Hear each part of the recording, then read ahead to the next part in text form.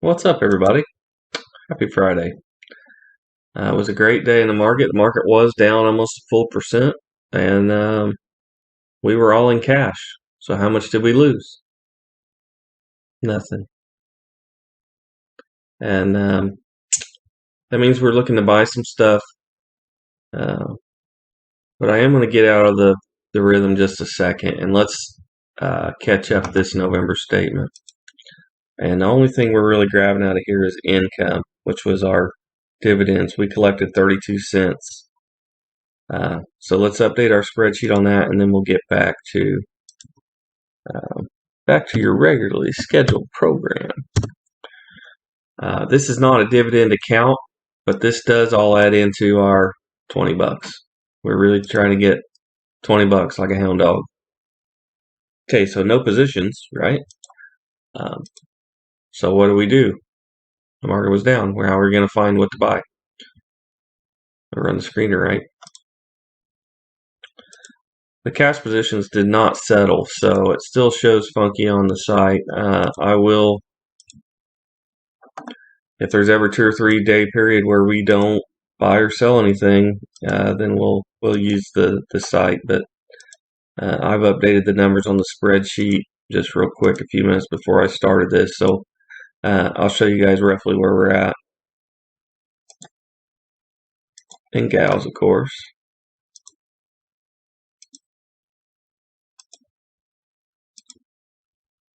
All right, so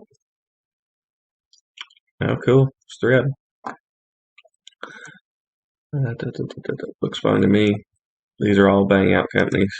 Bank of America is the one that's on the current portfolio, but it doesn't mean it's the right time to buy, right? If it's a good stock, it's okay, but it doesn't mean it's the right time to buy. So take a quick look. Is there any reason we would not buy this? Dividend yields all right. That's under 4 PEs, right? We like to get banks around the 10. So if you do the average on this, we're right in the sweet spot. They're making money. Institutions are actually starting to transact. They're starting to buy. So this is a no-brainer. Comstock.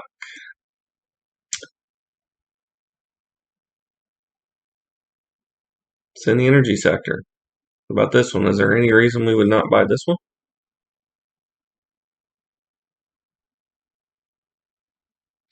Dividends all right. Debt's under 4. PEs are super low, which it almost does make it look like something's wrong with it. But it's just because the prices are low and oil is going down. So this is not like a big oil player, but it gets trickle down. So these are the ones that get squeezed first, right? So there's a little risk there involved. And then energy, oil and gas here too. I like the gap here, right? We like those gaps. This one, the PE is a little higher, but still super low. Look at this dividend though. Bam. Things good on this one too. Now the one thing that we will watch is the actual price of the stock now. And really what we want to do is maximize our bullets here, because the problem is the federal government is trying to protect dumb investors from theirself, and as much as it's a constriction on your freedom, it does save stupid people money. So we have the day trade rule. We only got 2 left. So even though we have enough money to buy all 3, we're just going to buy 2, right? So we can set the buy and the sell, set it, forget it. If they both sell, it's okay, no problem, okay? So with that being the case, not only do we like the dividend yield on this one a little better, we're going to take this one, Devon, and Bank of America, because they're the 2 highest price. We'll be able to get $90 of equity in, a third of our account, right? So very cool. Let's put the orders in. Nice and easy. Hope y'all had a good week. It was rough for us. We had sickness in the household, but it's okay. Got to do a little Christmas program with the kids. That's always hard on the ears, but easy on the heart, I guess.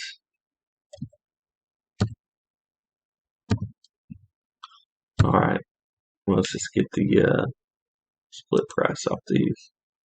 32.38. It's been a long day, so we ain't even going to try to remember the other one. You guys probably get aggravated. I'll be going back and forth. It's been a long day looking at the computer. 59.62.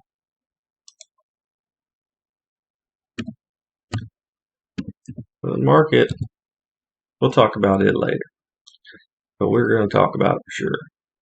32.38 on the BAC.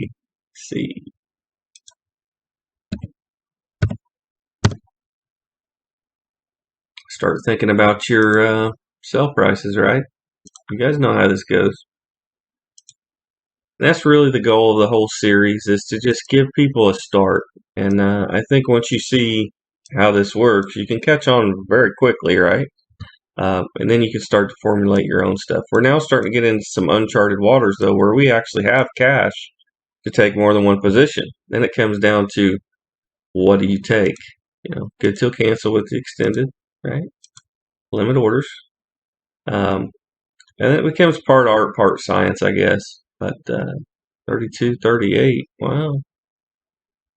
So what's the sell price going to be?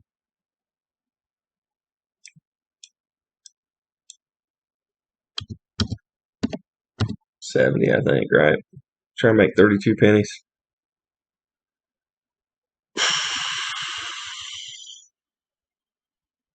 So Scott, 32.38.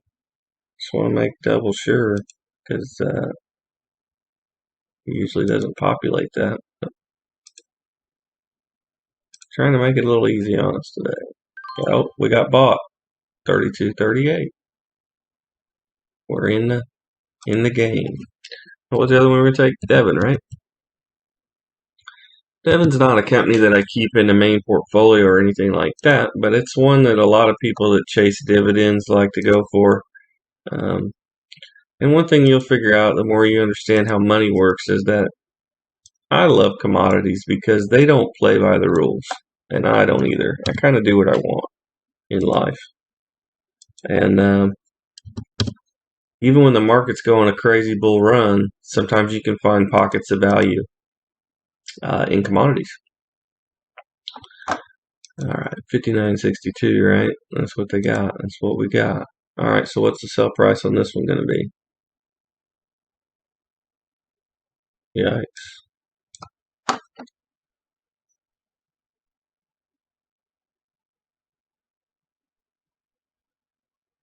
All right, so we know it's going to be 60, right? Let's figure this out here. See if I can get this right.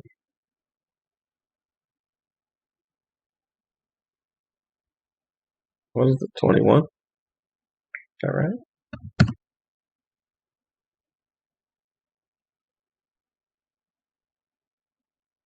12 and 9 is 21. It sure is all day long. Remember, limit, good till cancel with the extended.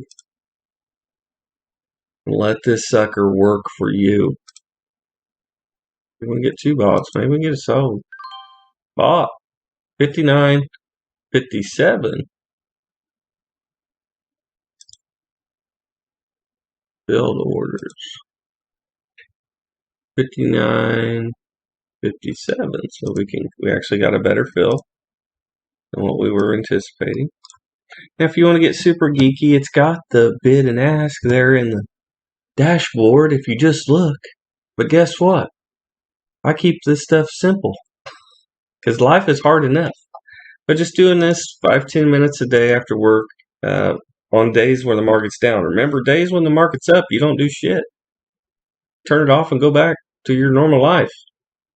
So I think it's a no-brainer of a trade-off, especially when you see how life can change and your income can increase over time. And but it's hard to see at first. You have to see over time. So that's a potential to get us juicing up some more here. We'll end the video here with a little bit of a recap here. The main talk for the whole week was this guy right here.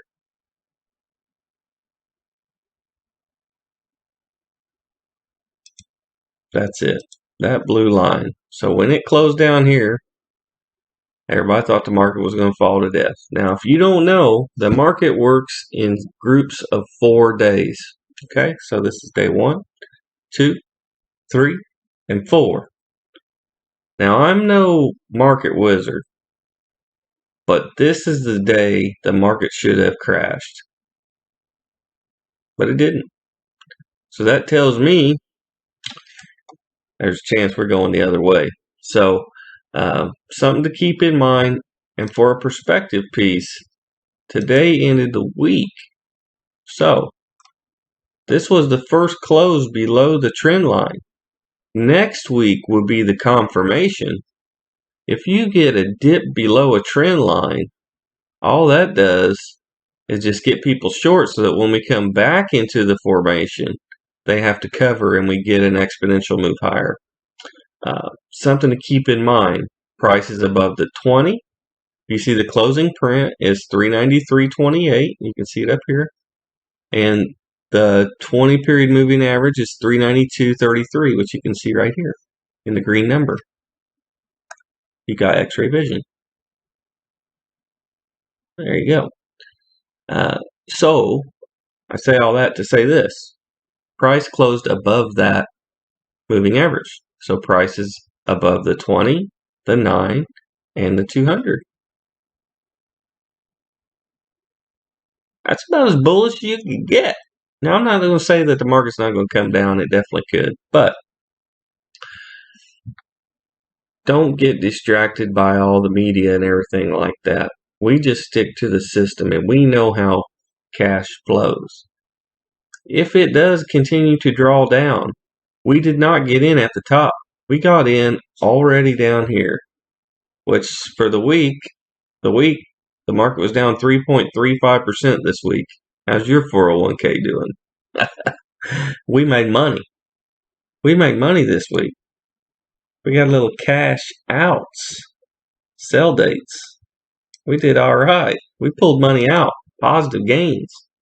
And up here you see our rough return is 3.37. We can do a little how we doing versus the market. 3.37 up. Oh shoot, what did I do there? August 24th, it's this guy, right? The blue dotted line. The market's down 5.25 and we're up 3 something. So almost a 9-point spread. Now, once we start adding into the investment account, you'll see how I use income strategies that are far more aggressive than most folks. But I used half of the income, 50% of it, of the aggressive income sources, getting double-digit returns, guaranteed returns in cash. So it doesn't matter if the market goes up or down, we're getting our money. And we buy companies that go thousands of percent over time. And my take on it is for multi-generational, for the charity endowment, and then for eventually, maybe some for the kids. I haven't decided yet. They have their own accounts. They're going to be okay either way. But that's what we got for this week. I hope y'all had a good day. If you want to see my actions, I did some moving today. Links in the description as always. And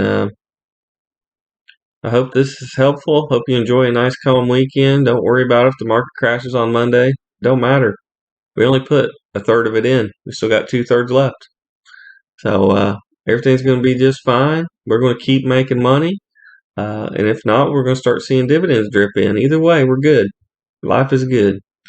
And this is doable. You can do this. Stick with it.